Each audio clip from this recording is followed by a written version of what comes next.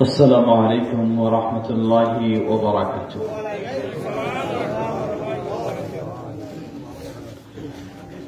إن الحمد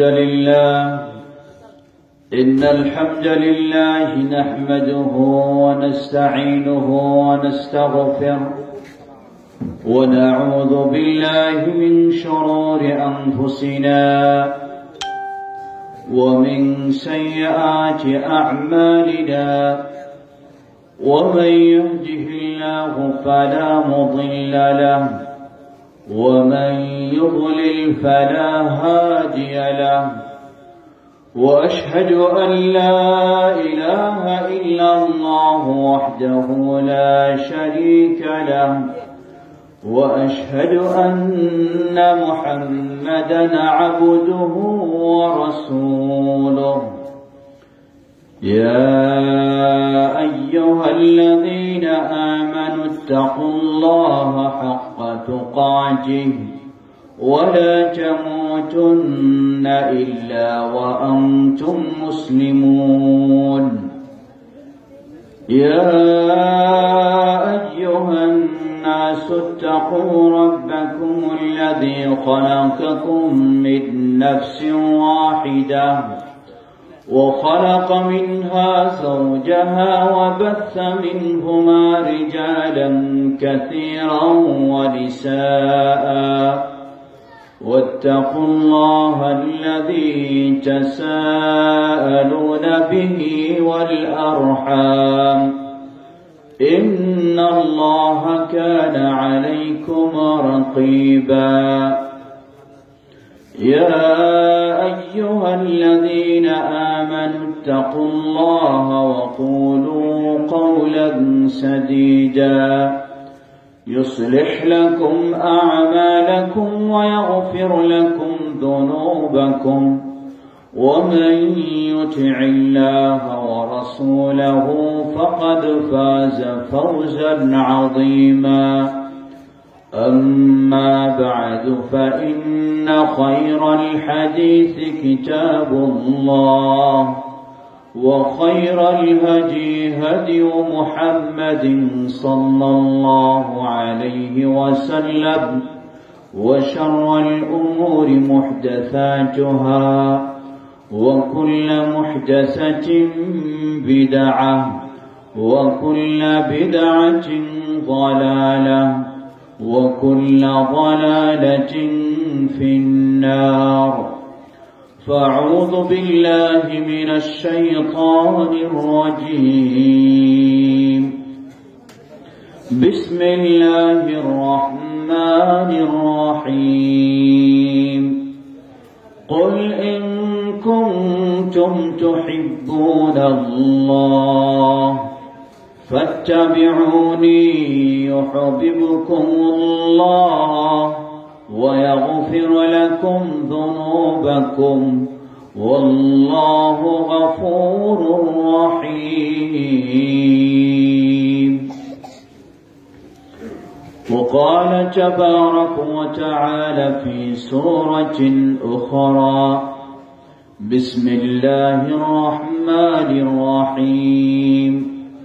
سبحان الذي أسرى بعبده ليلا من المسجد الحرام إلى المسجد الأقصى الذي باركنا حوله لنريه من آياتنا إنه هو السميع البصير।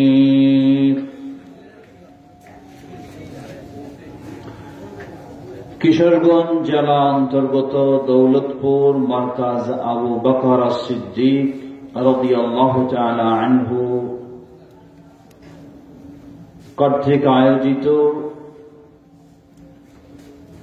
24তম ইসলামী মহাসম্মেলনের সুযোগ্য সম্মানিত সভাপতি বিশিষ্ট আলেমে দ্বীন শেখ রাইহানুদ্দিন হাফিজাহুল্লাহ, সম্মানিত সহসভাপতি শেখ আফতাব আহমদ হাফিজাহুল্লাহ, আজকের মাননীয় প্রধান অতিথি বাংলাদেশ জমিয়ত আহলে হাদিসের অন্যতম সহসভাপতি বিশিষ্ট শিল্পপতি জনাব আওলাদ হোসেন, যিনি আসার অত্যন্ত আগ্রহী ছিলেন কিন্তু অসুস্থতার কারণে আসতে পারেননি। আমরা দোয়া করি আল্লাহ তাকে পরিপূর্ণ সুস্থতা দান করুন। সুযোগ হলে আবারও যেন আমাদের এই মারকাজ, এই এলাকা দেখে যেতে পারেন, আল্লাহ সে তৌফিক দান করুন। আমন্ত্রিত উলামায়ে কেরাম, কিছুক্ষণ আগে যাদের বিশেষ আলোচনা আমরা শুনলাম, বাংলাদেশ জমিয়ত আহলে হাদিসের ফতোয়া, জমিয়ত আহলে হাদিসের শিক্ষা ও প্রশিক্ষণ বিষয়ক সেক্রেটারি বিশিষ্ট আলেমে দ্বীন শেখ মুফাদ্দল হোসেন মাদানী হাফিজাহুল্লাহ, বাংলাদেশ জমিয়ত আহলে হাদিসের ফতোয়া ও গবেষণা বিষয়ক সেক্রেটারি বিশিষ্ট আলেমে দ্বীন শেখ ইব্রাহিম আব্দুল হালিম মাদানী হাফিজাহুল্লাহ এবং বাংলাদেশ জমিয়ত আহলে হাদিসের জনসেবা জনকল্যাণ বিষয়ক সেক্রেটারি বিশিষ্ট আলেমে দ্বীন শেখ মাসউদুল আলম আল উমরি হাফিজাহুমুল্লাহ জামিআ। বিশেষ করে আজকে আমরা আরো একজন বক্তার অত্যন্ত মূল্যবান কথা শুনেছি। তিনি হলেন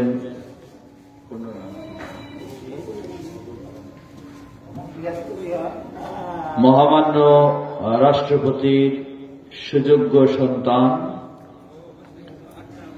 ব্যারিস্টার তুষার ভাই রিয়াদ আহমদ তুষার।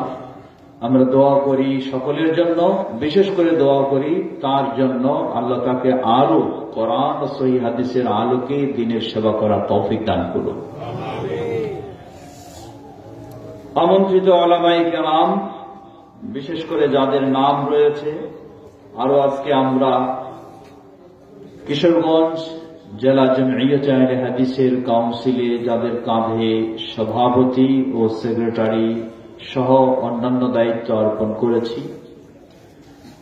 সভাপতি বিশিষ্ট আলেম শেখ ইদ্রিস আলী মাদানী হাফিজাহুল্লাহ এবং সেক্রেটারি বিশিষ্ট আলেম শেখ ওবাইদুল্লাহ মাদানী হাফিজাহুল্লাহ ও অন্যান্য দায়িত্বশীলগণ, আমার সামনে সমবেত প্রাণপ্রিয় দ্বীনী ভাই ও পর্দার আড়ালের বোনেরা, শুরুতে আবারও প্রশংসা জ্ঞাপন করছি সেই আল্লাহ সুবহানাহু ওয়া তাআলা, যিনি এই গভীর রাত পর্যন্ত আমাদেরকে তার দ্বীন সম্পর্কে জানার শোনার সুযোগ করে দিয়েছেন। তার এই প্রশংসা জ্ঞাপনার্থে বলি আলহামদুলিল্লাহ। প্রশংসা কার? যারা বলুন কার? বলুন আলহামদুলিল্লাহ। রাত অনেক হয়ে যাচ্ছে, তাই মনে হয় আপনারা চলে যেতে চাচ্ছেন নাকি? হ্যাঁ, ওই যেখানে সেখানে দেখা যায় ছোট্ট একটি দোকানে ভিতরে একটি শয়তানের বাক্স নিয়ে গভীর রাত পর্যন্ত বসে থাকা যায়, তাই না? কারণটা কি? কারণটা শয়তান ওখানে জাপটায় ধরে রাখে। যাইতে চাইলে, প্রয়োজন দেখা দিলে শয়তান বলে বস, আরেকটু বস। আর এখানে বসতে চাইলে শয়তান বলে ওঠ, তাড়াতাড়ি উঠ, নাকি? অবস্থা এটাই না? আল্লাহ আমাদেরকে শয়তান থেকে হেফাজত করুন, বলুন আল্লাহুম্মা আমিন। প্রিয় ভাইয়ের আমার, যারা যেদিক সেদিক ঘোরাফেরা করছেন, সকলকে অনুরোধ জানাবো সামনে এসে বসুন। আমরা স্বল্প সময় কিছু কথা শুনে আমরা এখান থেকে বিদায় নেব ইনশাআল্লাহ। আজকে আমাদের অত্যন্ত আনন্দের বিষয়, এই সেই দৌলতপুর মারকাজ আবু বকর as-সিদ্দিক মারকাজ প্রতিষ্ঠার সময় যারা হয়তো ছিলেন তারা অনেকেই হয়তো আজকে আমাদের মাঝে নেই, বিদায় নিয়ে চলে গেছেন, কিন্তু তাদের ফলাফল আমরা ভোগ করছি, ঠিক না? এই যে আজকে 8-10 জন ছেলে এবছর আমাদের প্রসিদ্ধ মাদ্রাসাগুলি থেকে দাওরা হাদিস শেষ করেছে, বলুন আলহামদুলিল্লাহ। এটাও কিন্তু কিসের ফলাফল? এই মাদ্রাসার।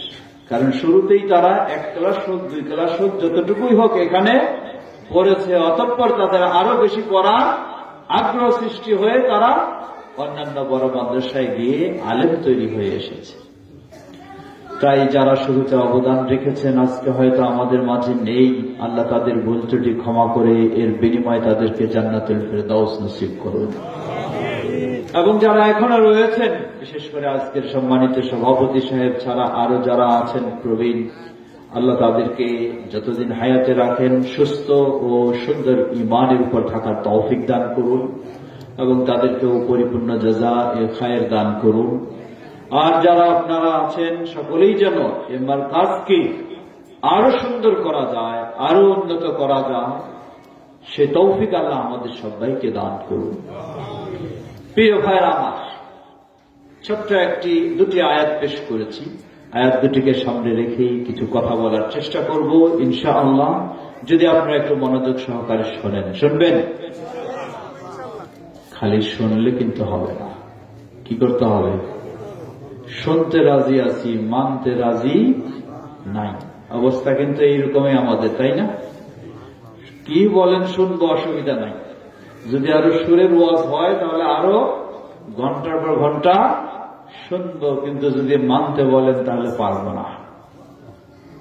এটি খুবই দুঃখজনক কথা।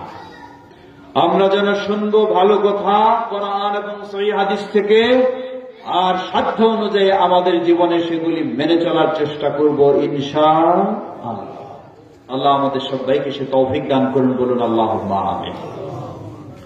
ছোট্ট একটি আয়াত, আল্লাহ সুবহানাহু ওয়া তাআলা, এই আয়াতটি আমরা সবাই কম বেশি জানি, কিন্তু এই আয়াতের মাঝে আল্লাহ এমন একটি বৈশিষ্ট্য দিয়েছেন। আল্লাহ বলেন, কুল ইন কুনতুম তুহিব্বুনাল্লাহ ফাত্তাবিউনি ইউহিব্বুকুমুল্লাহ ওয়া ইয়াগফির লাকুম যুনুবাকুম ওয়াল্লাহু গফুরুর রহিম। আল্লাহ বলছেন, হে নবী, জানিয়ে দাও, তোমার উম্মতকে বলে দাও, ইন কুনতুম তুহিব্বুনাল্লাহ, যদি তোমরা আল্লাহকে ভালোবাসতে চাও। কাকে? তাহলে তোমরা ওই ফরিদপুরের আটরশিতে যাও। জোরে বলেন কি? সুবহানাল্লাহ না নাউযুবিল্লাহ? আরো জোরে বলুন। তাহলে আজমিরে যাও, শাহজালালে যাও, নাউযুবিল্লাহ। এমনকি মক্কা মদিনায় যাও, তাও হবে না।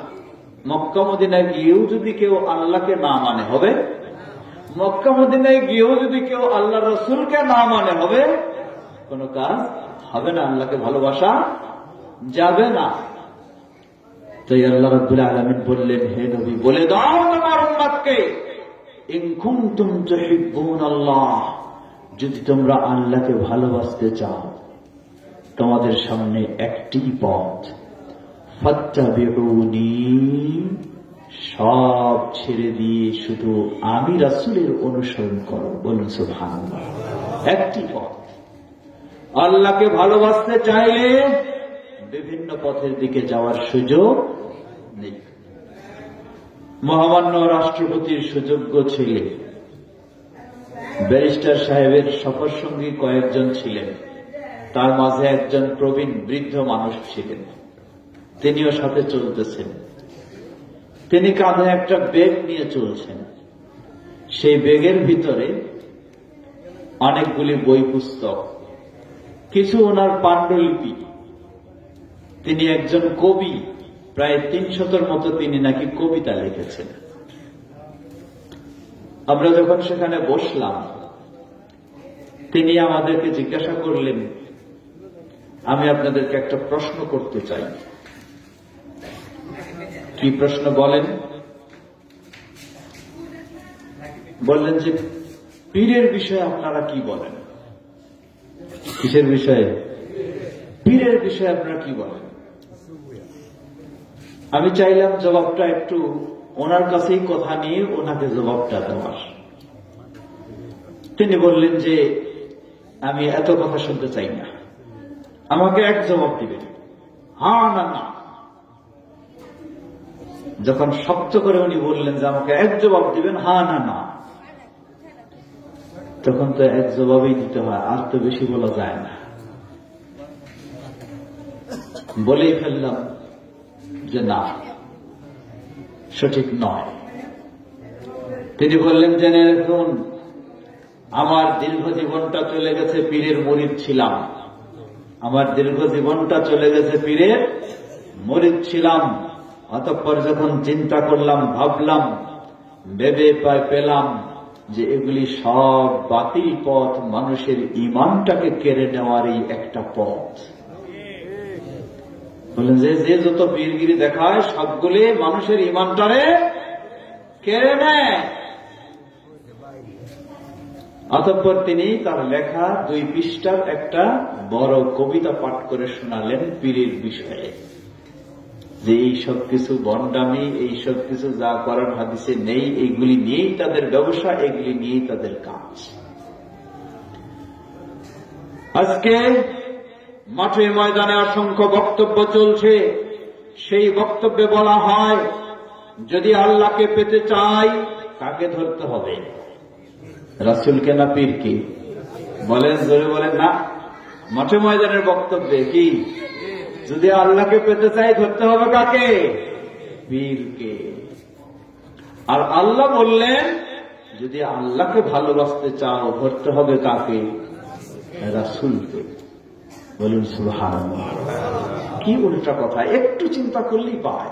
ওই বৃদ্ধ মানুষটা বললেন, আমি যখন বিষয়গুলি চিন্তা করলাম, চিন্তা করে আমার কাছে স্পষ্ট হলো, আমি ঈমান আনবো আল্লাহর প্রতি, মেনে চলবো আল্লাহর রাসূলকে, কেন আমি আরেকজনকে তার কথা মানতে যাব? কথা ঠিক কিনা?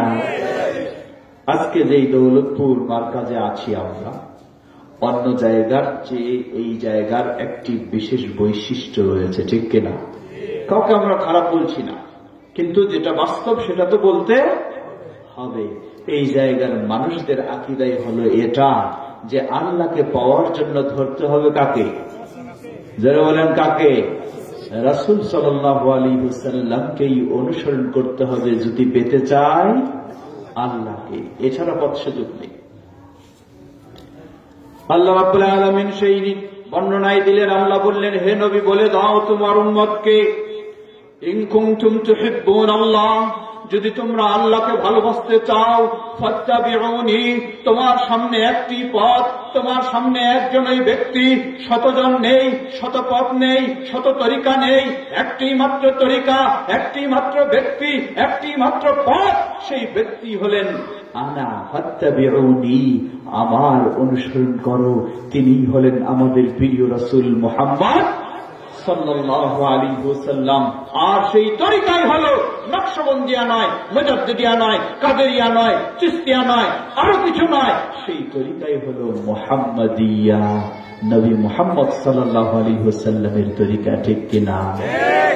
প্রিয় ভাইরা, এটি আনন্দের খালি বিষয় নয়, এটি আল্লাহর প্রশংসার বিষয়। বলুন আলহামদুলিল্লাহ।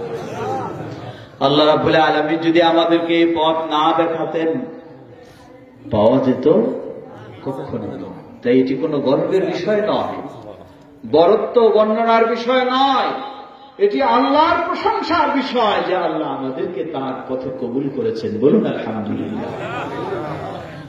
আল্লাহ রাব্বুল আলামিন বললেন, হে নবী বলে দাও, যদি তোমরা আল্লাহকে ভালোবাসতে চাও, তোমাদের সামনে একটি পথ, সেটি হলো আমার অনুসরণ করো। আর জেনে রাখো, যখনই তোমরা আমাকে অনুসরণ করবে, তোমাদের সালাতেও আমাকে অনুসরণ করবে, সিয়ামেও আমাকে অনুসরণ করবে, যাকাতেও আমাকে অনুসরণ করবে, হজ উমরাও আমাকে অনুসরণ করবে, পর্দাতেও আমাকে অনুসরণ করবে, ব্যক্তিগত জীবনে আমাকে অনুসরণ করবে, জীবনের সর্বক্ষেত্রে আমাকে অনুসরণ করবে। এভাবেই যখন মেনে চলবে, জেনে রাখো, ইউহিব্বুকুমুল্লাহ, স্বয়ং আল্লাহ তোমাদেরকে ভালোবাসবেন। সুবহানাল্লাহ। স্বয়ং আল্লাহ ভালোবাসবেন। আল্লাহু আকবার। আল্লাহর ভালোবাসা যদি পাওয়া যায়, আর কিছু দরকার আছে? আর কিছু দরকার। আমরা যেন সবাই আল্লাহর ভালোবাসা লাভ করতে পারি, আল্লাহ আমাদের তৌফিক দান করুন। আল্লাহ বলে দিলেন, জেনে রাখো, ওয়াগফির লাকুম যুনুবাকুম ওয়াল্লাহু গফুরুর রহিম। আর আল্লাহ যখন তোমাদেরকে ভালোবাসবেন, ইয়াগফির লাকুম যুনুবাকুম, তিনি তোমাদের গুনাহগুলিকে ক্ষমা করে দেবেন। সুবহানাল্লাহ। ওয়াল্লাহু গফুরুর রহিম, তিনি হলেন ক্ষমাশীল, তিনি হলেন দয়ালু। প্রিয় ভাইরা আমার, মনে রাখবেন এই আয়াতের মধ্যে স্পষ্ট হলো আল্লাহর যদি ভালোবাসা পেতে চাই এবং আল্লাহকে যদি ভালোবাসতে চাই তাহলে একটাই কাজ করতে হবে, সেটি হলো কার অনুসরণ করতে হবে? রাসূলুল্লাহ সাল্লাল্লাহু আলাইহি ওয়াসাল্লামের। এই জন্য একজন অমুসলিম যদি ইসলামে আসতে চায় তাকে কি বলতে হয়? দুটা জিনিসের বিষয়ে বলতে হয়। এক হলো আল্লাহর বিষয়ে, আর এক হলো কার বিষয়ে? রাসূলের বিষয়ে। তাকে বলতে হয় আশহাদু আল্লা ইলাহা ইল্লাল্লাহু ওয়াহদাহু লা শারীকা লাহু ওয়া আশহাদু আন্না মুহাম্মাদান আবদুহু ওয়া রাসূলুহু। এর অর্থই হলো একমাত্র ইবাদত হবে কার? আল্লাহর। দ্বিতীয়, একমাত্র অনুসরণ করতে হবে কার? রাসূলুল্লাহ সাল্লাল্লাহু আলাইহি ওয়াসাল্লাম। প্রিয় ভাইরা আমার, এই আয়াতে আল্লাহ রাব্বুল আলামিন স্পষ্ট করে দিলেন রাসূল সাল্লাল্লাহু আলাইহি ওয়াসাল্লামের অনুসরণ ছাড়া কখনো আল্লাহর ভালোবাসা পাওয়া যাবে না। আসুন সংক্ষিপ্তভাবে বলতে চাই, রাসূল সাল্লাল্লাহু আলাইহি ওয়াসাল্লামের অনুসরণের জন্য 6টি বিষয় খেয়াল রাখতে হয়। কয়টি? জোরে বলুন, কয়টি? 6টি। এটা একটি গুরুত্বপূর্ণ বিষয়, মনে রাখবেন। أن تكون العبادة موافقة للشريعة في سببها। 6টি বিষয়ের মধ্যে প্রথম বিষয় হল ইসলাম যেই বিষয়ে যেই ইবাদতটা দিয়েছে সেই বিষয়ের সাথে মিল রেখেই আল্লাহ রাসূলের অনুসরণ হবে, আর সেটার সাথে যদি মিল না থাকে তাহলে অনুসরণ কখনো সঠিক হবে না। উদাহরণস্বরূপ ধরে নেন, হিজরি বর্ষ অনুযায়ী বর্তমান যে মাসটি শুরু হয়েছে, মাসটির নাম হল রজব মাস। কি মাস? রজব মাস। আমাদের সমাজে বহুল প্রচলিত রজব মাসের 26 দিবাগত 27 রাতটি হল কিসের রাত? শবে মেরাজের রাত। মানে এই রাত্রিতে কি ঘটেছে? মেরাজ ঘটেছে। মনে রাখবেন, মেরাজ সত্য, যা কোরআন এবং সহিহ হাদিসে প্রমাণিত হয়েছে। প্রতিটি মুমিনকে অবশ্যই বিশ্বাস রাখতে হবে যে মেরাজ, ইসরা এবং মেরাজ দুটি জিনিস। একটি হলো মসজিদ আল হারাম, বাইতুল্লাহ থেকে শুরু করে বাইতুল মুকাদ্দাস এ পর্যন্ত যে রাত্রিবেলায় আল্লাহ রাব্বুল আলামিন নবী মুহাম্মদ সাল্লাল্লাহু আলাইহি সাল্লামকে ভ্রমণ করালেন, এটার নাম হলো ইসরা, যার প্রমাণ স্বয়ং আল্লাহ রাব্বুল আলামিন সূরা বনী ইসরাঈল, যেটি আমরা বলে থাকি, শুরুতেই দিয়েছেন। আল্লাহ বলেন, সুবহানাল্লাযী আসরা বিআবদিহি সুবহানাল্লাযী আসরা বিআবদিহি লাইলান মিনাল মাসজিদিল হারাম ইলাল মাসজিদিল আকসা আল্লাযী বারাকনা হাওলাহু লিনুরিয়াহু মিন আয়াতিনা ইন্নাহু হুয়াস সামিউল বাসীর। সুবহানাল্লাযী আসরা বিআবদিহি, সেই সত্তার পবিত্রতা বর্ণনা করছি যেই সত্তা তার প্রিয় বান্দাকে বাইতুল্লাহ থেকে, মসজিদে হারাম থেকে বাইতুল মুকাদ্দাস পর্যন্ত সামান্য রাতের সময়ের মধ্যেই বিশাল পথ, দীর্ঘ পথকে ভ্রমণ করালেন। বলুন সুবহানাল্লাহ। সুবহানাল্লাহ। যেটা যেতে সেই সময়ে আরবের সবচেয়ে দ্রুতগতি বাহন যা ছিল সেটা দিয়ে প্রায় 1 মাস সময় লাগত সেই পথ যেতে। আর সেই জায়গাটাতে আল্লাহ রাব্বুল আলামিন নিয়ে গেলেন রাতের সামান্য কিছু সময়ের মধ্যে। বলুন সুবহানাল্লাহ। কেন? লিনুরিয়াহু মিন আয়াতিনা, আল্লাহ বলছেন আমার বহু নিদর্শন আমি দেখানোর জন্য নিয়ে গেলাম। এই আয়াত যে প্রমাণিত হয় ইসরা আর সূরা নাজমে 13 থেকে 18 এই আয়াতগুলির মধ্যে আল্লাহ রাব্বুল আলামিন সেই জায়গা থেকে আবার নিয়ে গেছেন কত দূর?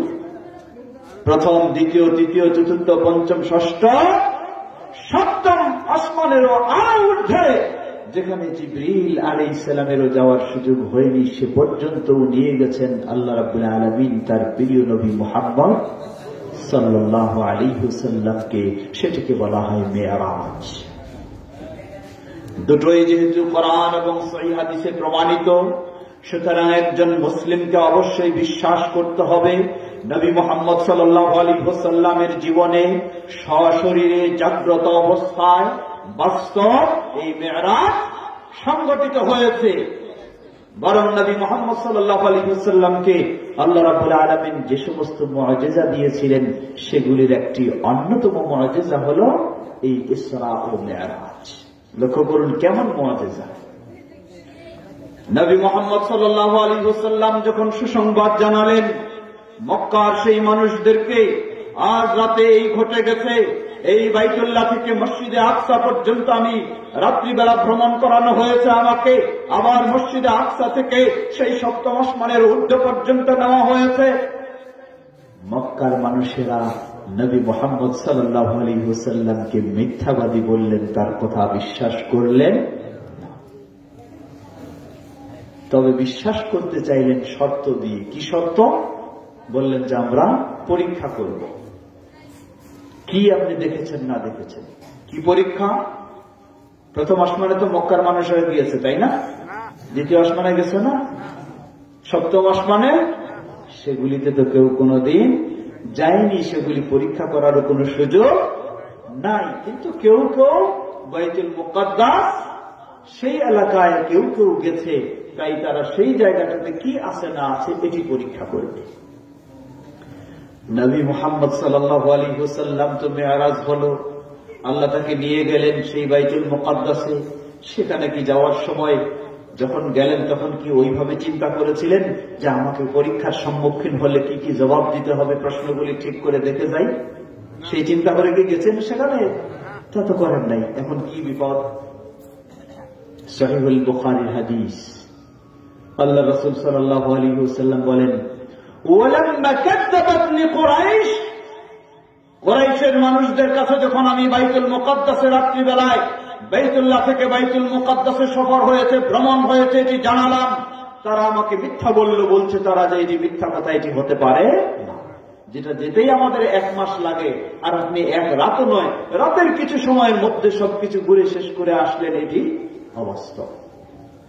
আল্লাহ রাসূল সাল্লাল্লাহু আলাইহি ওয়াসাল্লাম বলছেন, ওয়ালাম্মা কাযাবাতনি কুরাইশ ফাকুমতু ফিল হিজরি, কুরাইশের মানুষেরা যখন আমাকে মিথ্যা বলল, আমি বাইতুল্লাহর যে হিজর বলা হয়, এক সাইডে যে অর্ধ ওয়াল রয়েছে, হাতিম বলে যেটাকে, সেটার ভিতরে গিয়ে আমি দাঁড়ালাম।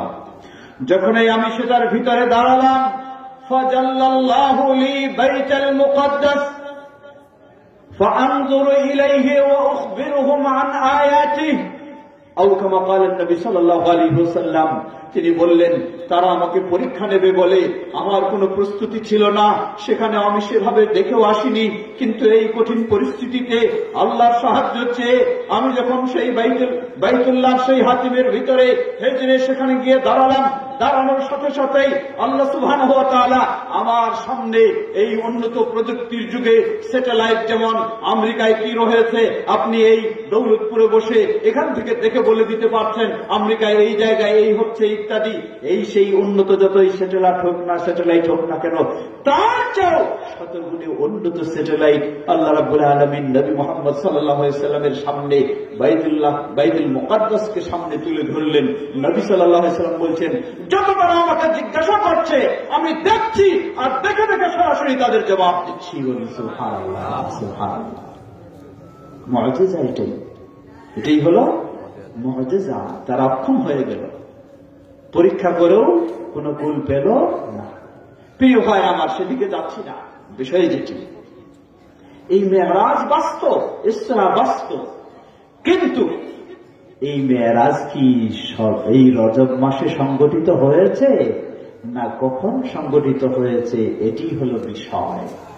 আজকে আমাদের সমাজেও কি করা হয়, রজব মাসের 26 দিবাগত 27 রাতটিকে মেরাজের রাত গণ্য করে সেই রাতটিকে শবে মেরাজ শবে মেরাজ হিসাবে, মেরাজের রাত হিসাবে সেই রাত্রে জাগরণ করা হয়, সেই রাত্রে নফল সালাত আদায় করা হয়, সেই রাত্রে বিভিন্ন রকমের আনুষ্ঠানিকতা ইবাদত করা হয়, পরের দিনে শবে মেরাজের রোজা রাখা হয়, ইত্যাদি সবকিছু পালন করা হয়। আছে না সমাজে? করা হয়। এই কাজগুলি যদি করা হয়, জেনে নিন এটি কখনো রাসূল সাল্লাল্লাহু আলাইহি ওয়াসাল্লামের অনুসরণে হবে না। কেন হবে না? যেহেতু এই কাজগুলি কখনো আল্লাহর রাসূল সাল্লাল্লাহু আলাইহি ওয়াসাল্লাম থেকে প্রমাণিত, সংগঠিত হয়েছে বলে প্রমাণিত হয়নি। কথা প্রসঙ্গে যদি বলা হয়, হ্যাঁ সেই রাত্রিতে হয়েছে, কিন্তু সেই শবে মেরাজকে কেন্দ্র করে বিশেষ কোন ইবাদত, বিশেষ কোন সিয়াম বা আরো কোনো কিছু কি নবী মুহাম্মদ সাল্লাল্লাহু আলাইহি ওয়াসাল্লাম থেকে পালন করার কোন সহিহ তরিকায়, সহিহ বর্ণনায় প্রমাণিত হয়েছে? জবাব না, হয় নাই। তাহলে বোঝা যায় যে রাসূল সাল্লাল্লাহু আলাইহি ওয়াসাল্লামের অনুসরণের একটি দিক হলো, সেটি হলো যেই কারণে যেই বিষয়টি ইসলামে শুরু হয়েছে সেই কারণটি যথাযথ হতে হবে। যদি না হয় তাহলে সেটি অনুসরণ করা যাবে না এবং অনুসরণ বলে গণ্য হবে না। সেখানে চলে আসবে আরেকটি হাদিসের হুকুম। আল্লাহ রাসূল সাল্লাল্লাহু আলাইহি ওয়াসাল্লাম বলেন, মান আমিলা আমালান লাইসা আলাইহি আমরুনা ফাহুয়া রাদ্দুন। যে ব্যক্তি এমন কোন আমল করবে যেই আমল আমাদের মাঝে তার কোন অনুমতি পাওয়া যাবে না, তার কোন অস্তিত্ব পাওয়া যাবে না, নির্দেশনা পাওয়া যাবে না, ফাহুয়া রাদ্দুন, সেটি প্রত্যাখ্যানযোগ্য, কখনো সেটি গ্রহণযোগ্য হবে না। প্রিয় ভাইরা, মনে রাখতে হবে ইবাদত কবুলের জন্য গুরুত্বপূর্ণ দুটি শর্ত। তার মধ্যে একটি শর্ত হলো কার অনুসরণ হতে হবে? নবী মুহাম্মদ সাল্লাল্লাহু আলাইহি ওয়াসাল্লামের সুন্নাহর অনুসরণ হতে হবে। আর সুন্নাহর অনুসরণ হওয়ার জন্য এই 6টি বিষয় থাকা জরুরি। উদাহরণস্বরূপ ধরে নিন আরেকটি, নবী মুহাম্মদ সাল্লাল্লাহু আলাইহি ওয়াসাল্লাম মক্কা থেকে মদিনায় হিজরত করে গেলেন। হাদিসটি আবু দাউদের। আনাস রাদিয়াল্লাহু আনহু বর্ণনা করছেন, মক্কা থেকে মদিনায় হিজরত করে গিয়ে দেখলেন মদিনার মুসলিমরা বছরে 2টি দিন তারা আনন্দ উৎসব খেল তামাশা দিয়ে উদযাপন করছে। আল্লাহ রাসূল সাল্লাল্লাহু আলাইহি ওয়াসাল্লাম বললেন, মা হাদানিল ইয়াওমানি, এই দিন দুটির রহস্য কি, যেই দিন দুটিতে তোমরা আনন্দ উৎসব খেল তামাশা করছো? তারা বললেন, কুননা নালআবু ফীহিমা ফিল জাহিলিয়া, জাহেলি যুগে আমরা এই 2টি দিনে ঈদ উৎসব আনন্দ উদযাপন করতাম, খেল তামাশা করতাম, সেই হিসাবে আমরা এখনো করে যাচ্ছি। রাসূল সাল্লাল্লাহু আলাইহি ওয়াসাল্লাম তাদেরকে যেন প্রতিবাদ জানিয়ে বললেন, জেনে রাখো, ওয়াকাদ আবদালাকুমুল্লাহু বিহিমা খায়রাম মিনহুমা ইয়াউমাল ফিতর ওয়াল আযহা। আল্লাহ রাব্বুল আলামিন তোমাদেরকে ওই জাহিলি দিনের পরিবর্তে নতুন 2টি দিন দিয়েছেন। একটি হলো ঈদুল ফিতর আর একটি হলো ঈদুল আযহা, বাৎসরিক ঈদ উৎসব পালন করার জন্য। এরপরেও তোমরা ওই জাহিলি যুগের ঈদ পালন করেই চলছো। এর অর্থ নিজের মন মতো ঈদ তৈরি করে নিয়েই ইবাদত করলে কখনো সেটি রাসূলের অনুসরণ পাওয়া যাবে না এবং কখনো এটি আল্লাহর কাছেও গ্রহণযোগ্য হওয়ার সুযোগ হবে না। তবে সকল ঈদের সেরা ঈদ হইলে তো চলবে নাকি? সকল ঈদের সেরা ঈদ আছে না? চিনেন কোনটা? ঈদে মিলাদুন নবী। জোরে বলুন কি? আরো জোরে বলুন। নাউযুবিল্লাহ। প্রিয় ভাইরা আমার, কথা দীর্ঘ সুযোগ নেই, আসুন তাহলে প্রথম কারণ হচ্ছে ইসলামে যেই বিষয়টিকে লক্ষ্য করে ইবাদত চালু হয়েছে সেই বিষয়টি অবশ্যই মুহাম্মদ সাল্লাল্লাহু আলাইহি ওয়াসাল্লামের মাধ্যমে প্রমাণিত হতে হবে। তাহলে সেই ইবাদতটি সুন্নাহর অনুসরণের আলোকে হয়েছে বলে গ্রহণযোগ্য হবে। আর না থাকলে যতই সুন্দর করে, যতই আকর্ষণীয় করে, যতই চাকচিক্য করে, যতই সময় ব্যয় করে করুন না কেন, তা অবশ্যই বর্জনীয় এবং সেটি বিদআতের অন্তর্ভুক্ত হবে। ঠিক কিনা? আর বিদআত মানেই তো হলো কোথায় যাওয়া যাবে? জান্নাতে না? আসল দ্বিতীয় বিষয়, وأن تكون العبادة موافقة للشريعة في جنسها। নবী সাল্লাল্লাহু আলাইহি ওয়াসাল্লাম যেই জাতীয় বিষয়গুলির সম্মতি দিয়েছেন ঠিক সেই জাতীয় বিষয়ে হতে হবে, সেই জিন্সের সাথে মিল হতে হবে। যদি মিল না হয় তাহলে কখনো সেটি সুন্নাহ অনুযায়ী হবে না, যার ফলে সেটি কখনো আল্লাহর কাছেও গ্রহণযোগ্য হবে না। উদাহরণস্বরূপ সহজভাবে ঈদুল আজহা আসলে আমরা তো সবাই সামর্থ্য অনুযায়ী কুরবানি দেওয়ার চেষ্টা করি, তাই না? একজন মানুষ অনেক টাকা আছে, একটা বিশাল বড় হাতি কিনে নিয়ে আসছে, ঈদুল আজহায় কুরবানি দিবে। বেশি টাকা খরচ হয়েছে না? বেশি তো সব অবশ্যই হবে, তাই না? হ্যাঁ, হবে না? চলবে না? কেন চলবে না? আল্লাহ রাসূল সাল্লাল্লাহু আলাইহি ওয়াসাল্লাম যেই জাতীয় প্রাণী কুরবানির জন্য সম্মতি দিয়েছেন, শরীয়ত সম্মত বলে ঘোষণা দিয়েছেন, ওই জাতীয় প্রাণীর মধ্যে হাতি খুঁজে পাওয়া যায় না। গরু কুরবানি দেওয়া হয়, উট কুরবানি দেওয়া হয়। আরেকজন মানুষ খুব দেখতে সুন্দর, আকর্ষণীয়, বেশ অনেক টাকা দিয়ে একটা নামি দামি ঘোড়া কিনে নিয়ে এসেছেন, কুরবানি করবেন। হবে তো কুরবানি? কেন? যেই জাতীয় প্রাণী কুরবানির জন্য অনুমতি দিয়েছেন, ওই জাতীয় প্রাণীর মধ্যে হাতিও খুঁজে পাওয়া যায় না, ঘোড়াও খুঁজে পাওয়া যায় না, তাই সেটি সুন্নাহ অনুযায়ী কখনো হবে না। তৃতীয় শর্ত, وأن تكون العبادة موافقة للشريعة في قدرها। তৃতীয় শর্ত হল সংখ্যায় মিল থাকতে হবে। কিসে মিল থাকতে হবে? বলেন, কিসে মিল থাকতে হবে? সংখ্যায় মিল। যদি সংখ্যায় মিল না থাকে, নবী মুহাম্মদ সাল্লাল্লাহু আলাইহি ওয়াসাল্লাম সংখ্যা নির্ধারণ করে দিয়েছেন, ওই সংখ্যা যদি মিল না থাকে, আপনার ইবাদত যতই সুন্দর হোক, যতই ভালো লাগুক, সেই ইবাদত কখনো গ্রহণযোগ্য হবে না। উদাহরণস্বরূপ, সালাত তো হলো খুব সওয়াবের কাজ, ভালো ইবাদত, তাই না? মাগরিবের সালাত আদায় করবেন, আসরে আদায় করলেন 4 রাকাত, আবার এশাও আদায় করবেন 4 রাকাত। মনে ভাবলেন মাগরিবটাকে কেন 3 রাকাত করব, এটাও 4-এর সাথে 4, আগেও যেহেতু 4, পরেও 4, এটাকেও 4 দিয়ে মিলাইনি, সওয়াব তো বেশি পাবই। হবে না সওয়াব? কি হবে? সওয়াব তো দূরের কথা, বরং আপনার সমলে আমলটাই কি হয়ে যাবে? বাতিল হয়ে যাবে। শুধু আমলটাই বাতিল নয়, আল্লাহ রাসূল সাল্লাল্লাহু আলাইহি ওয়াসাল্লাম 3 নির্ধারণ করে দিলেন। আপনি যদি ইচ্ছাকৃতভাবে স্বেচ্ছায় 3কে 4 করে নিয়ে থাকেন, তাহলে আমল শুধু বাতিল নয়, আপনার ঈমানটাও বাতিল হয়ে যাবে। সুযোগ আছে নিজের মন মতো বাড়ানোর, সেই সংখ্যা কখনো সুযোগ নেই।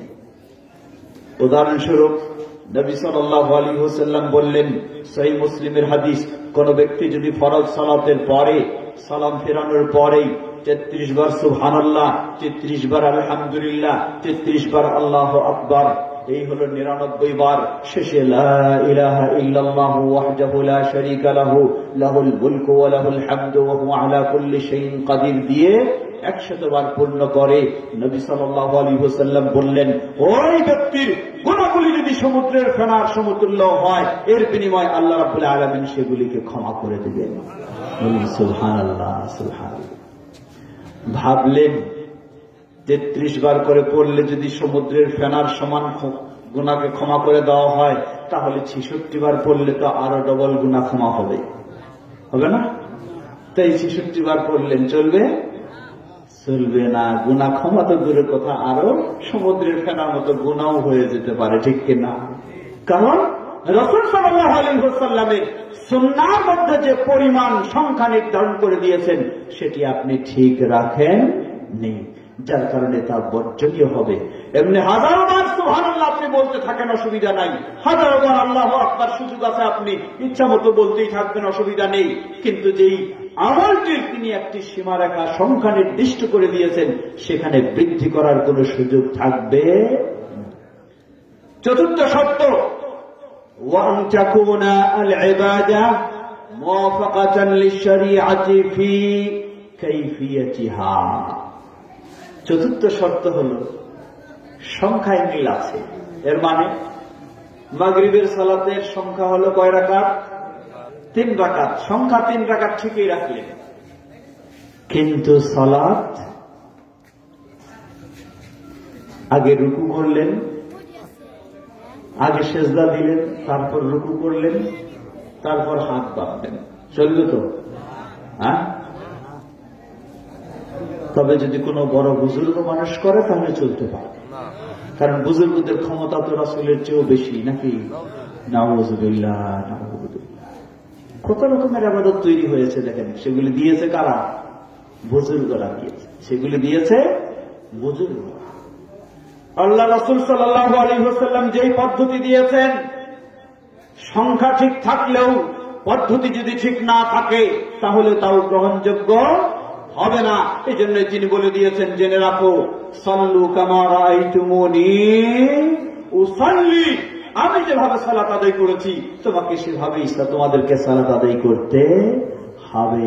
আগে হাত বাঁধা, তারপর সানা বা সূরা ফাতিহা বা অন্য কেরাত পাঠ করা, তারপর রুকু করা, তারপর সিজদা দেওয়া। অনুরূপভাবে লক্ষ্য করুন, ওই সালাতের আগ কাজ হলো ওযু। ওযু করলে, ওযু না হলে আপনার কখনো সালাতও সঠিক হবে না। কিন্তু ওযু করতে গিয়ে আগে আপনি কুলি করলেন, তারপর মুখমণ্ডল ধৌত করলেন, তারপর 2 হাত ধৌত করলেন, ওযু তো হবে, সবগুলি তো ভুললেন, কোনটা তো বাদ যায় নাই, হবে না?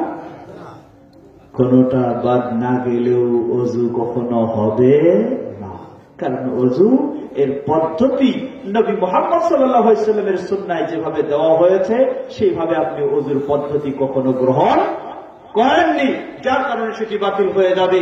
পর্দার আড়ালের মা ও বোনেরা যারা রয়েছেন, আপনাদেরকেও স্মরণ করে দিতে চাই, কখনো এইসব বিষয়ে যদি ইচ্ছা মতো দুর্বলতার কারণে হোক বা আরো যে কোনোই অজানার কারণে হোক বা গাফলাতিবশত কারণে হোক, যদি মন মতো এই ইবাদতগুলি করতে চাই তাহলে কখনোই গ্রহণযোগ্য হবে না। সেই ইবাদতগুলি হতে হবে প্রিয় নবী মুহাম্মদ সাল্লাল্লাহু আলাইহি ওয়াসাল্লাম যেই পদ্ধতিতে দিয়েছেন সেই পদ্ধতিতেই হতে হবে। আমরা অনেক সময় বলে থাকি, স্মরণ করে দিয়ে থাকি, নারী পুরুষের সালাতের মাঝে তো বেশ কিছু পার্থক্য রয়েছে, সেগুলিও আমাদেরকে খেয়াল রাখতে হবে। পার্থক্য আছে না? নারী পুরুষের সালাতে পার্থক্য নাই? একদল বলে পার্থক্য নাই, আর একদল বলে পার্থক্য আছে। কোনটা সঠিক? জবাব, দুইটাই সঠিক। বললেন এইটা কেমন কথা? একদল বলে পার্থক্য নাই, একদল বলে আছে, আর তৃতীয় দল আমি হলাম তৃতীয় দল। আমি বলছি দুইটাই সঠিক, তবে শর্ত হলো দুটাই নিতে হবে কোরআন এবং সহিহ হাদিস থেকে। দুটাই নিতে হবে কোরআন এবং সহিহ হাদিস। দেখেন, এখন লক্ষ্য করুন, সালাতের সময় হয়ে গেছে, আপনি এখন সালাতে দাঁড়াবেন।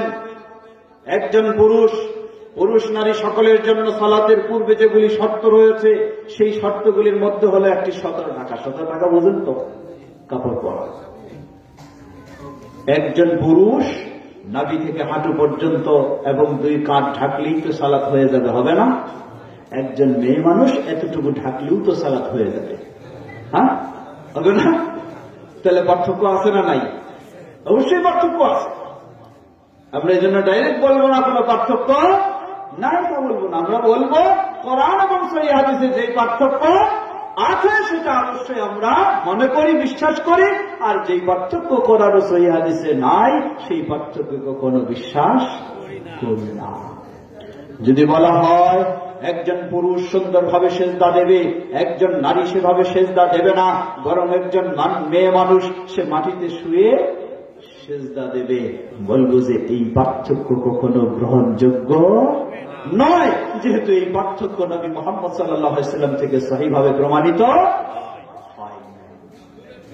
পর্দার আড়ালের মা ও বোনদেরকে স্মরণ করে দিতে চাই, ঠিক এই সালাত সহ আরো যে সমস্ত ইবাদত হোক না কেন, সমাজের প্রচলিত নিয়ম অনুযায়ী নয়, নিয়ম হতে হবে প্রিয় নবী মুহাম্মদ সাল্লাল্লাহু আলাইহি ওয়াসাল্লামের। তাহলেই সম্ভব হবে আল্লাহ রাব্বুল আলামিনের কাছে সেটি কবুলের আশা করা। আমরা যেন নবী মুহাম্মদ সাল্লাল্লাহু আলাইহি ওয়াসাল্লামের পদ্ধতি অনুযায়ী আমাদের সকল ইবাদতগুলি পালন করেই আল্লাহর কাছে কবুলের পর্যায়ে নিয়ে যেতে পারি। আল্লাহ আমাদের তৌফিক দান করুন। পঞ্চম বিষয়, ওয়া আন তাকুনা আল ইবাদাতু মুআফাকাতান লিশ-শরীআতি ফি জামানিহা। ইবাদত কবুল হওয়ার জন্য রাসূল সাল্লাল্লাহু আলাইহি ওয়াসাল্লামের সুন্নাহর অনুসরণ করতে হবে। আর এই অনুসরণের পঞ্চম দিকটি হল যেই ইবাদতের যেই সময় দিয়েছেন ওই সময়টার মিল থাকতে হবে। যদি না হয় তাহলে সেই ইবাদত কবুলের আশা করা যাবে না।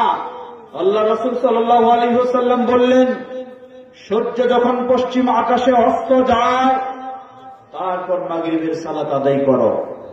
আর আপনি বললেন, আমি খুব ব্যস্ত আছি, একটু পরে আরো বেশি ব্যস্ত হয়ে যাব, সালাত করার মতো আমার কোন সুযোগ থাকবে না, তাই মাগরিব তো এখনো হয়নি, আমি একটু পরেই ফেলি যাতে আমার সালাতটা নষ্ট না হয়। হয়ে যাবে না? কারণ মাগরিবের সালাত মাগরিবের সময়ে হতে হবে। তবে ইসলাম সহজ করেছে কিছু বিষয়। জহরের সালাত জহরের সময় হতে হবে, আসরের সালাত আসরের সময় হতে হবে, কিন্তু যখন বিশেষ কোনো প্রয়োজন দেখা দিলে, কোন সমস্যায় পড়ে গেলে জহর এবং আসর দুটিকে একত্রে পড়ারও ইসলাম বিধান দিয়েছে। এটিও মন করা হলে চলবে না, এটি ইসলামে আল্লাহ রাসূল সাল্লাল্লাহু আলাইহি ওয়াসাল্লাম সেই নিয়ম দিয়েছেন, তাই হবে। না হলে আবার ইচ্ছা মতো করলে সেটিও কখনো হবে না। রমাদান মাস, ধরে নেন চৈত্র মাস, রমাদানের সিয়াম পালন করা তো খুব সহজ, তাই না? চৈত্র মাসে খুব কঠিন। ভাবতেছেন উদাহরণস্বরূপ এই বছর রমজান, এবছর এখন নয় চৈত্র, হয়তো চৈত্রের কাছাকাছি চলে আসতে পারে নাকি, নয় ফাল্গুন তারপরে চৈত্র, হ্যাঁ চৈত্র, ধরে নেন চৈত্র বৈশাখ মিলেই আসবে আর কি। অত উদাহরণস্বরূপ বলছি, কখনো চৈত্র মাসেই ধরে নেন রমজান থাকলো, ভাবলেন যে এইবার তো রমজান চৈত্র মাসে, সেই সময় আবহাওয়া খুব কঠিন হবে, খুব রোজা রাখা কষ্ট হবে, তাই ওই সময়টাতে কষ্ট না করে আমি এখন 4-5 মাস আগেই ঠান্ডার সময় রয়েছে, ছোট ছোট দিন রয়েছে, রমজান মাসের রোজাগুলি এখন রাখে শেষ করি। হয়ে যাবে না? কি হবে? সওয়াব হবে না? কি হবে? আরো গুনাহগার হবে। শুধু গুনাহগার নয়, একটু আগে বলেছি, যদি রমাদানের সিয়াম অন্য মাসে রমাদান মনে করে ইচ্ছা করে রাখতে চায় তাহলে তার ঈমানটাও হারিয়ে ফেলবে। রমাদান মাসের সিয়াম রমাদান মাসে আদায় করতে হবে। 2020 সালে গোটা বিশ্বের মানুষেরা একটি ফরজ ইবাদত পালন করতে পারে নাই। জানেন কি সেটা? হজ। 2020 সালে পারে নাই। কেউ যদি মনে করে এই হজের সময় করোনায় গোটা বিশ্ব ভয়াবহ পরিস্থিতিতে চলতেছে, তাহলে এই সময় আমার সম্ভব নয় যাওয়া, করোনা পরিস্থিতিটা একটু ভালো হোক, 6 মাস পর বা 7 মাস পরে আমি গিয়ে হজটা করে চলে আসবো, হবে তো? কেন? সেই সময়টি আল্লাহ রাসূল সাল্লাল্লাহু আলাইহি ওয়াসাল্লাম হজের জন্য দেন না, তাই সেই সময় হবে না। সুতরাং ইবাদত কবুল হওয়ার জন্য রাসূল সাল্লাল্লাহু আলাইহি ওয়াসাল্লামের অনুসরণের শর্ত, সেই শর্তের পঞ্চম দিকটি হলো আমার ইবাদত হতে হবে তিনি যেই ইবাদতের যেই সময় নির্ধারণ করে দিয়েছেন, আমাকে সেই সময়ের মধ্যেই ইবাদত পালন করতে হবে। ষষ্ঠ বিষয়, وأن تكون العبادة موافقة للشريعة في مكانها। ষষ্ঠ বিষয় হল সুন্নাহ অনুযায়ী ইবাদত হওয়ার জন্য ষষ্ঠ শর্ত হল যেই ইবাদত যেই জায়গার জন্য করে দিয়েছেন ওই ইবাদত ওই জায়গাতে গিয়েই করতে হবে, অন্য জায়গায় করলে চলবে না। উদাহরণস্বরূপ বর্তমান বাংলাদেশে দ্বিতীয় হজ অনুষ্ঠিত হয় না? হ্যাঁ, টঙ্গীর ময়দানে হজ হয় না? গরিব মানুষদের হজ তো টঙ্গীর ময়দানে, নাকি? কি বলবেন? জোরে বলে নাউযুবিল্লাহ। পৃথিবীর বুকে একমাত্র বাইতুল্লাহ তার সংশ্লিষ্ট জায়গা ছাড়া আর কোন জায়গায় হজ হতে পারে না। কেউ যদি মনে করে থাকে সেখানে তার হজ হয়, ইসলামের এই পঞ্চম রকমের হজ, তাহলে জেনে নিন তার ঈমান বলতে কিছু থাকবে না। আমরা আসলে এমন দেশে আছি, দেখুন কি পরিস্থিতি। এই কিছুদিন বছরখানেক পথে পার হচ্ছে বা 2 বছর হচ্ছে, বাংলাদেশে হজ মাত্র 750 টাকায় হজ করা যেত, মাত্র 750। সেটা হলো কেরানীগঞ্জে সেই কেরানীগঞ্জ মুন্সিগঞ্জে পীর সাহেব কাবা তৈরি করেছেন। কাবা তৈরি করে সেখানে এহরামের পোশাক দিয়ে 750 টাকা দিলেই তার হজ করা যায়। নাউযুবিল্লাহ, নাউযুবিল্লাহ। কি পর্যায়ে রয়েছে আমরা লক্ষ্য করি। জেনে নিন, ওই আরাফার ময়দানের চেয়েও কোন জায়গায় যদি 1000 মানুষ সমবেত হয়, তবু সেটা কোনদিন আরাফা হতে পারে। আর এটাও মনে রাখবেন, আরাফার চেয়ে কোথাও কি বেশি মানুষ হইতে পারে না? পারে না? অবশ্যই পারে। বাংলাদেশ প্রায় 17-18 কোটি মানুষ, 1 কোটি মানুষ এক জায়গায় জমা হওয়া কোন অসম্ভব বিষয়? কোন অসম্ভব বিষয় নয়। কিন্তু কিয়ামত পর্যন্ত শেষ হয়ে গেল কোনদিন 1 কোটি মানুষের হজ করার সুযোগ হবে না। হবে সুযোগ? হবে না। কেন? হজের একটি ফরজ কাজ হলো তাকে আরাফার ময়দানে অবস্থান করতে হবে। আরাফার ময়দান সৌদি আরবের সরকার শুধু নয়, ফতোয়া বোর্ড শুধু নয়, গোটা বিশ্বের আলেমরাও যদি একমত হয়ে আরাফার ময়দানকে 1 কোটি মানুষের জায়গা বানায় দেয়, তাহলে কি বৈধ হয়ে যাবে? সুযোগ নাই। ওই 1400 বছর আগেই প্রিয় নবী মুহাম্মদ সাল্লাল্লাহু আলাইহি ওয়াসাল্লাম আরাফার ময়দানের যে সীমারেখা দিয়েছেন, সেই সীমারেখা কিয়ামত পর্যন্ত থাকবে। হতে পারে মানুষের সংকলন নাও হতে পারে, তবু সেই সীমারেখাকে কখনো বৃদ্ধি করা ইচ্ছা মতো যাবে না। হজ্জের একটি ফরজ কাজ হলো ওই আরাফার ময়দানে আপনাকে অবস্থান করতে হবে। এটাই রাসূল সাল্লাল্লাহু আলাইহি ওয়াসাল্লামের সুন্নাহ। ওই জায়গাটাকেই তিনি নির্দিষ্ট করে দিয়েছেন।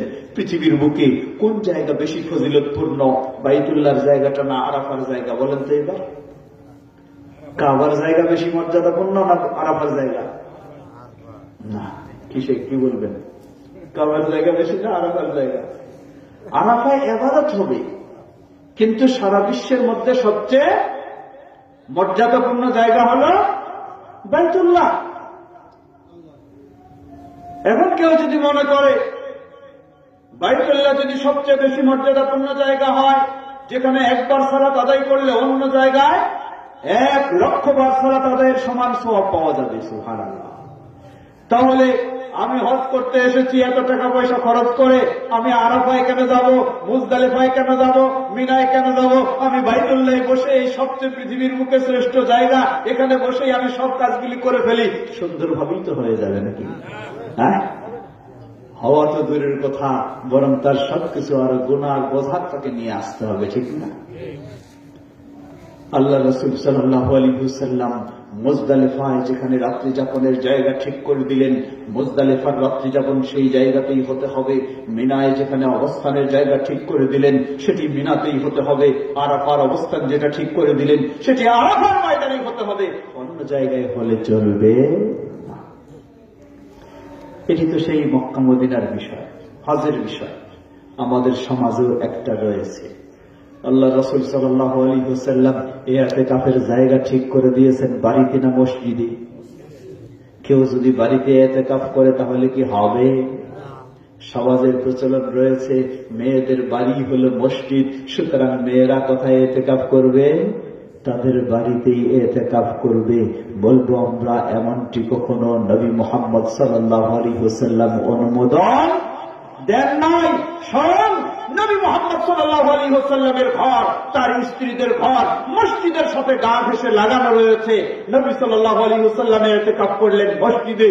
কোন স্ত্রী বলতে পারতেন বা নবী সাল্লাল্লাহু আলাইহি ওয়াসাল্লাম অনুমোদন দিতেন যে ঠিক আছে, তোমরা মসজিদের পাশেই যেহেতু গা ঘেঁষে, মাত্র একটি মাঝে আড়াল রয়েছে, এই পাশে মসজিদ ও পাশে ঘর, সেখানে বসেই ইতিকাফ করো। নবী সাল্লাল্লাহু আলাইহি ওয়াসাল্লাম কাউকে অনুমতি দেননি, বরং উম্মুল মুমিনিন আয়েশা রাদিয়াল্লাহু আনহা বলছেন, নবী সাল্লাল্লাহু আলাইহি ওয়াসাল্লামের ওফাতের পরে মসজিদেই রাসূল সাল্লাল্লাহু আলাইহি ওয়াসাল্লামের স্ত্রীগণ তারা ইতিকাফ করছেন। সুতরাং ইতিকাফের জন্য নারী হোক আর পুরুষ হোক, তার জায়গা নির্দিষ্ট করে দিয়েছেন নবী মুহাম্মদ সাল্লাল্লাহু আলাইহি ওয়াসাল্লাম, সেটি হলো মসজিদ। সেই মসজিদে ইতিকাফ হতে হবে।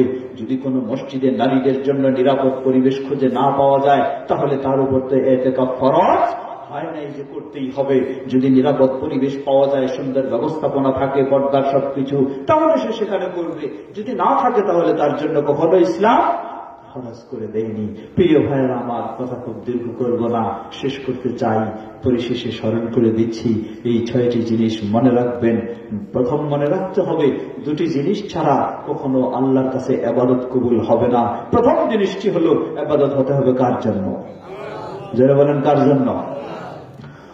قل إن صلاتي ونسكي ومحياي ومماتي لله رب العالمين لا شريك له وبذلك أمرت وأنا أول المسلمين।